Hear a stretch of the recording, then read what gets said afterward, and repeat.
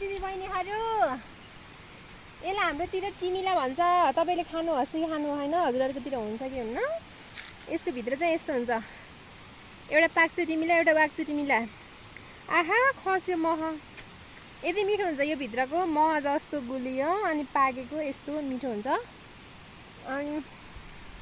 यसरी प्राकृतिक आहारको रूपमा बनाइदिएको फलफुल नखाएर भो त त्यही पनि आफ्नै बारीको कति मिठो छ नि धुन नि नपर्ने धेरै हाम्रै घरको बारीको चराले नि खानुभएछ चराले मलाई नराखिदिकन खानुभएछ हामी पनि चराले खान्छ कति खान्छ बुट्टा सानो छ तर टिमिला यस्तो मिठो अन्य टिमिलाको अचार पनि खान मिल्छ यस्तो मिठो अचार हुन्छ नि यसको कोले खानुभयो तपाईहरुले हामीले चाहिँ पहिला खाथ्यौं अनि एउटा बाक्चे टिमिला एउटा पाक्चे टिमिला भन्छौं के हामीले यो पाकेर खाने टिमिला हो अब तपाईहरुकोतिर कस्तो हुन्छ मैले चाहिँ खाएँ यस्तो मिठो टिमिला हैन कस्तो मिठो यहाँ भित्र यति मिठो रस आउँछ नि आहा हाम्रै बारीको यो हाम्रो खरबारी हो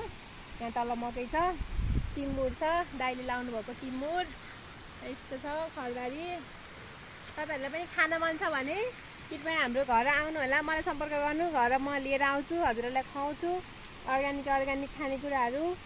अनि यस्तै फलफुलहरू काम चाहिँ गराउँदिन काम त म आफै गर्छु अब फेरि के भन्छ धान सोर्ने बेला भयो त्यति बेलातिर लिएर आउनु पर्ला साथीहरुलाई आउनु पर्छ ल मेरो साथीहरु